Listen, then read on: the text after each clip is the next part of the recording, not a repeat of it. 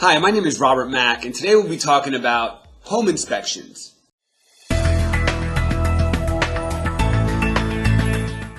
Hey, thanks for tuning back in. So if you're a buyer and you're getting ready to buy a property, you're probably wondering, well, how do I know that I'm buying a home that's not going to have a bunch of problems in there, right?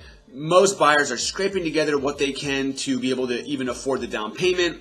They are probably going to be spending more per month to be able to afford this home. So the last thing anybody wants are surprises, especially if they're bad surprises. So I want to talk about home inspections today, and I want to break it up into two parts. So number one, a lot of our clients say, well, Robert, what kind of inspections do I want to make sure that I get?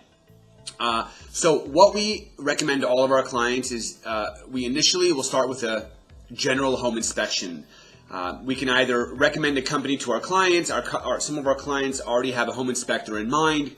That home inspector is going to go through and check every single nook and cranny of that property to let us know what's going on. It's a general overview. Now, if the home inspector says, hey, this place looks great, there's nothing wrong with it, I don't have any concerns, then many times our clients will say, hey, we feel good with that, let's keep moving forward.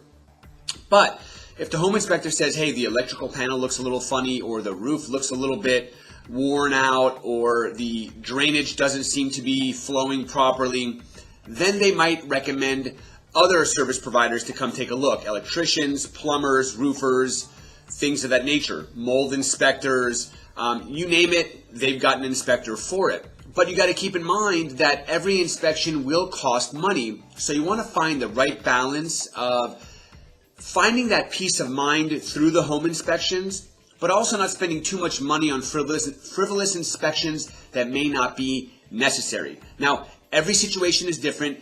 Every home is different. If you're buying a new home, an older home, a really old home, there may be different inspections that we want to do. So I'm not going to go into detail about every inspection, but if you work with my team and I, that's something that we definitely cover prior to the escrow process. Now, the second part of this video is, what if you find something that could be potentially a problem? Now, it's important to understand that in California, homes are sold as is. What you see is what you get. So we do a general home inspection and other inspections to determine what's going on behind the walls, under the ground, on the roof, and things like that. Now, what we help our clients understand is that if you're buying an older home, there's going to be a certain amount of wear and tear. So if you're buying an older home, don't expect it to be perfect. There are going to be things that you're going to have to go in and do over time. We're not looking to ask the seller to clean the carpets or repaint the house or change out the mirror because it's losing silvering or there's scratches on the floor, refinish them. Those aren't things that we're focused on. Those are cosmetic, right? We're also not focused on upgrades. So if you're buying an older home and the inspector says there's no GFCI in the kitchen or the bathrooms, it's important to understand that when that home was built, it was built to code. And now that the code has changed, there's nothing that says the seller has to update it. Those homes are grandfathered in. Those are considered upgrades. So if you're going to buy an older home, keep in mind there's going to be some money out of pocket upgrading the electrical system and things like that.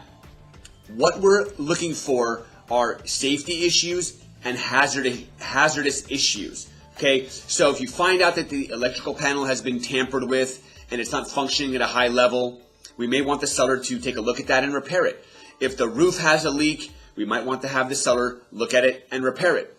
If the plumbing is having problems, we're going to address that. If windows aren't locking, we're going to address that. There are so many different things that pop up in a home inspection. But again, this video is to encourage you to focus on safety and hazard issues because, again, homes in California are sold as is. Now, if you work with our team and you work with me, we're going to sit down, review the inspection, make sure that we hire any other inspectors that we need to give you the peace of mind moving forward, and then we're going to fight for you and we're going to see what we can get the seller to repair or offer a credit for. But the video today is, I'm creating it to educate everybody out there that's maybe a first-time buyer that thinks, oh, the seller's going to just fix everything. That's not the case. And they can say no to any request regardless of whether it's a safety issue or a hazard issue, which is why we call it a request for repair or a request for a credit. So I hope this video brought some value to you today. If it did, please share it with friends, family, coworkers.